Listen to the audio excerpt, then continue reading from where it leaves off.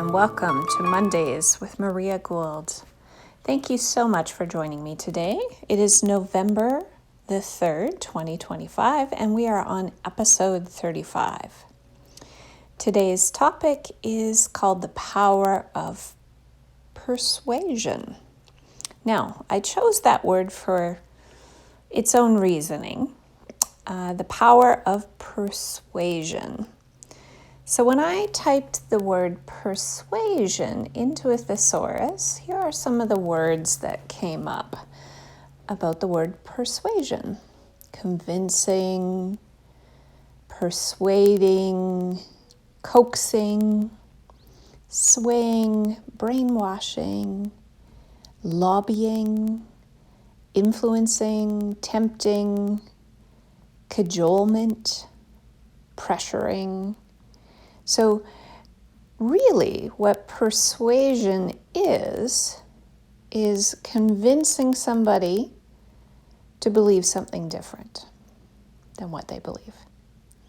Now, this kind of raised a question for me. Last year I was homeschooling my son in grade 12, and for his English, he had to write a persuading article. There was a whole section on persuasion.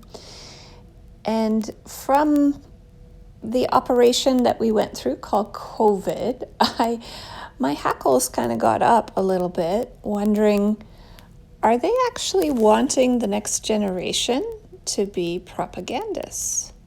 To know how to persuade somebody to change their mind to the way they think?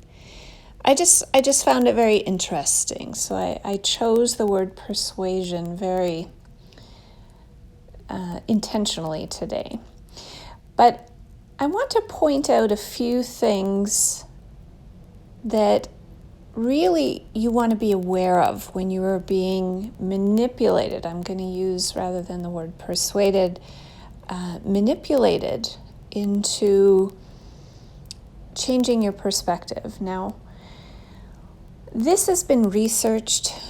I spoke in the article and the newsletter today. So if you're not signed up for my newsletter, I write great articles. Please sign up at mariagould.com. Just join my email list at the very top of the page. And each week you will get a news article with this podcast attached. So when you are studying people being manipulated by people such as Edward Bernays, this was the descendant or a family member of Sigmund Freud a long time ago in the 1920s. And Edward Bernays is known as literally the father of public relations, is the nice way. But he was also a propagandist. He understood how the psychology of human nature was through his uncle's work, Sigmund Freud. And he understood that we are very emotional creatures. And our top priority is literally fitting in. And I want you to think of this throughout history.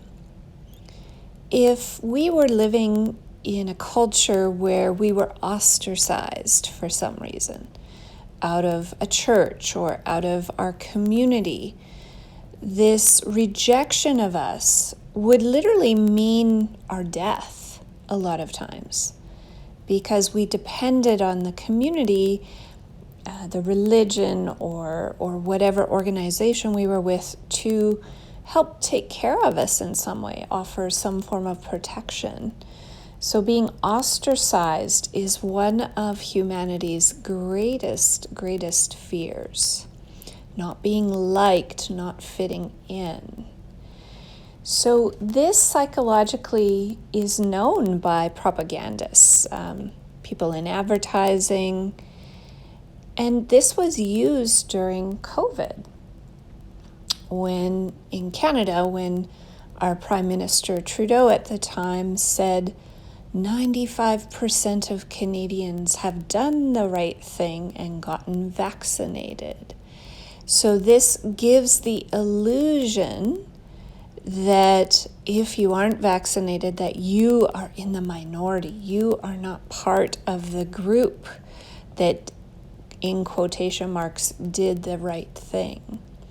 So this form of persuasion to make you feel like you are not part of the in crowd or part of the bigger group can really trigger inside of us that deep, deep fear of not belonging and being ostracized.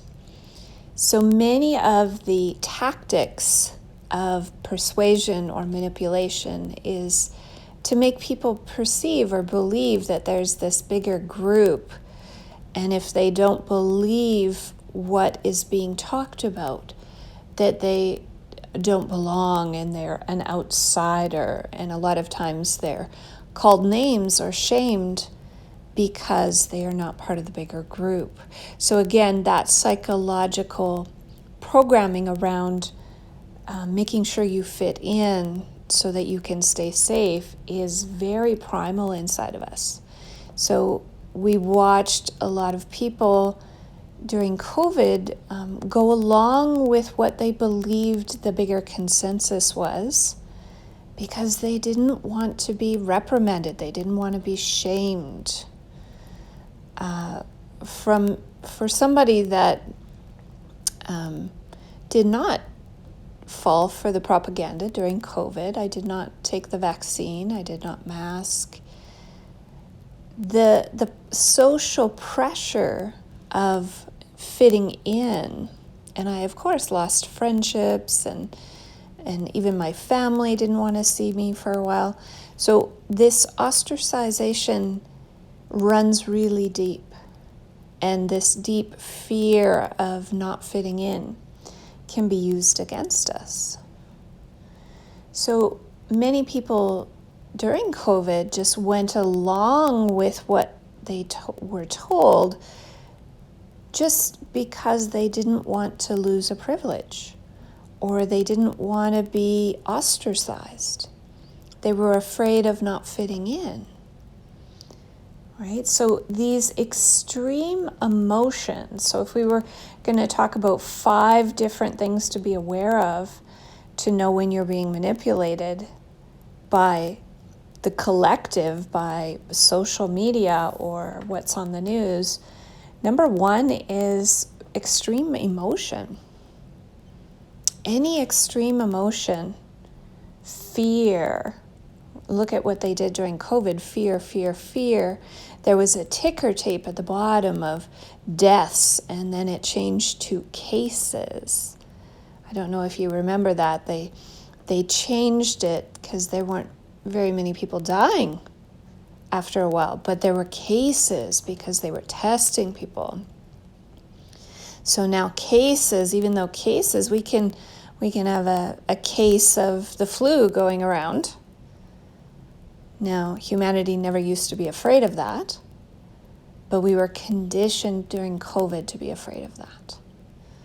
These cases, and because previous to that, the ticker tape said death. So your subconscious, not even knowing that sleight of hand or sleight of word was put in there, your brain actually just puts an equal sign between death and cases.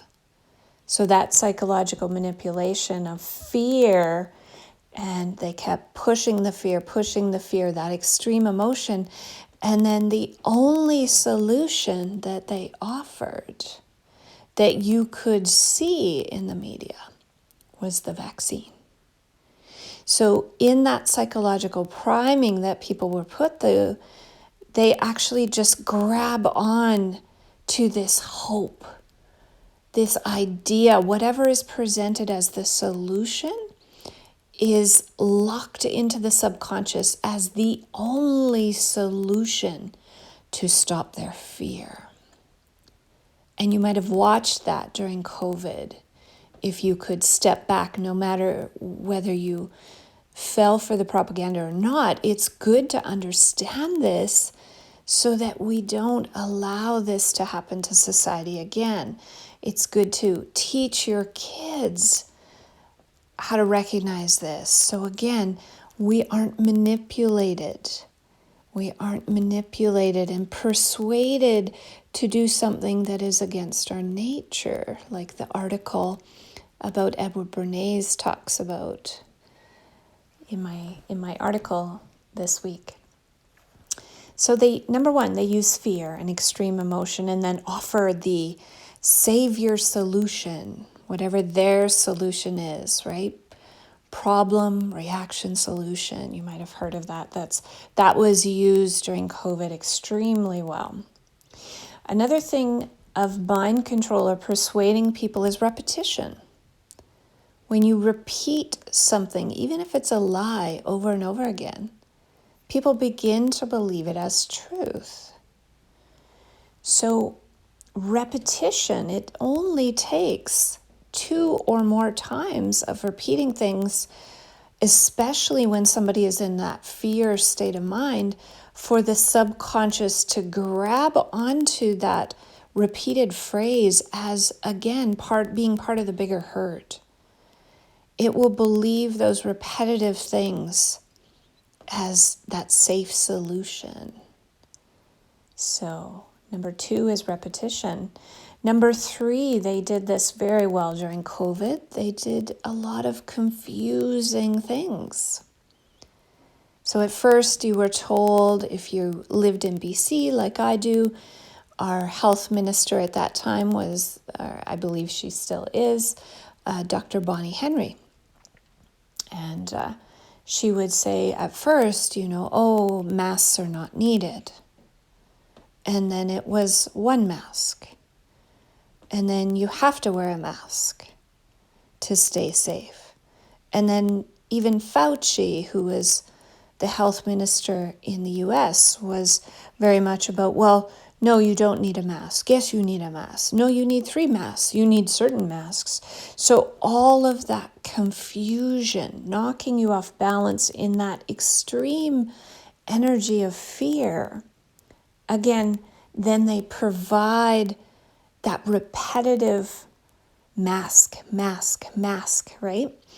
And your brain latches onto, well, I must wear a mask.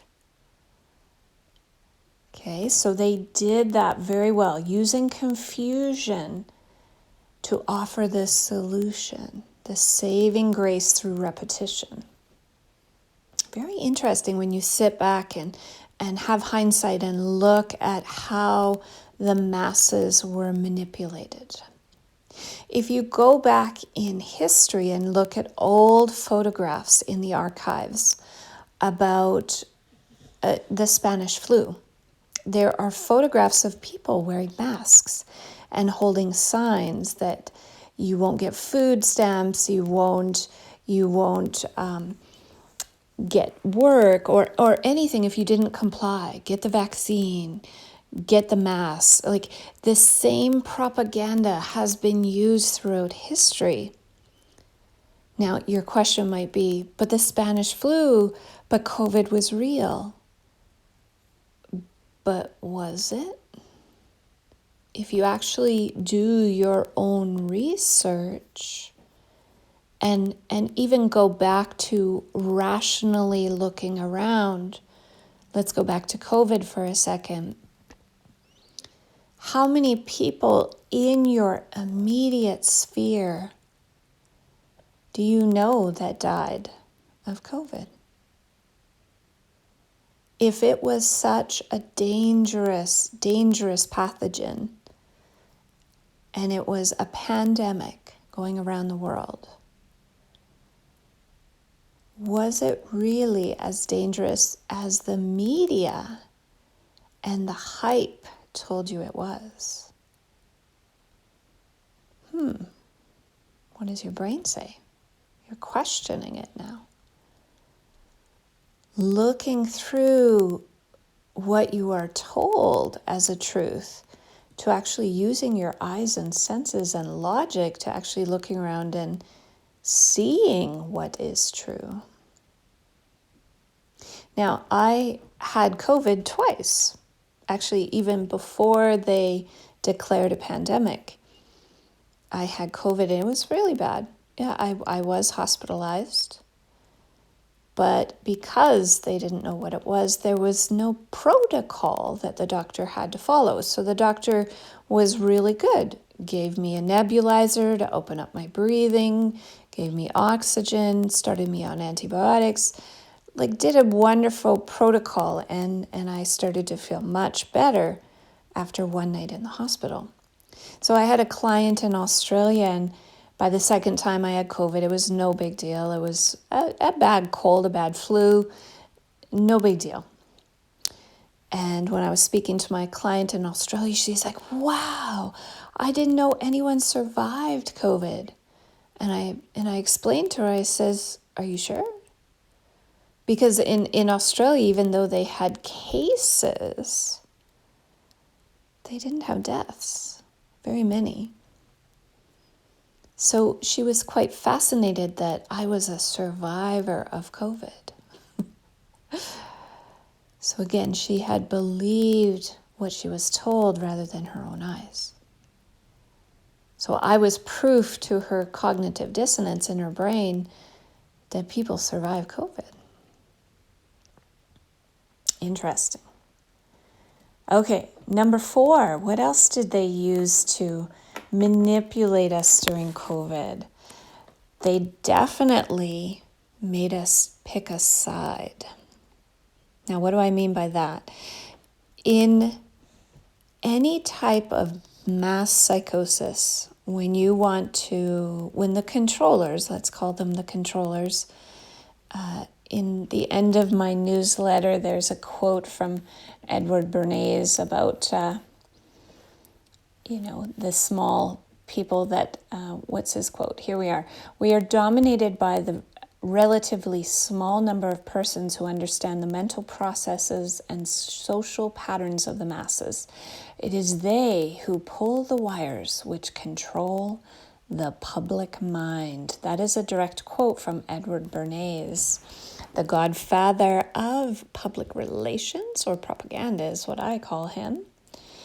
And when we pick a side, when the masses are being manipulated, they want the group that isn't conforming to become the others. The others, the bad people. Now, you watched that during COVID, how they made the unvaccinated the bad people. This was all over the news. But were they really bad people, or were they just not following orders? Okay, and I'm going to go use that phrase again, following orders. Where have we heard that in the history before? During the Nuremberg trials, after Nazi Germany had fallen, and all of the perpetrators of the crimes against humanity were put on trial, all of the people that did horrible, horrible things, unhumane things, horrific things, had just this mass, literally phrase that they kept going back to. I was just following orders.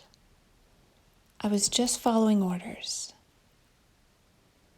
Okay, you might have heard that during COVID too.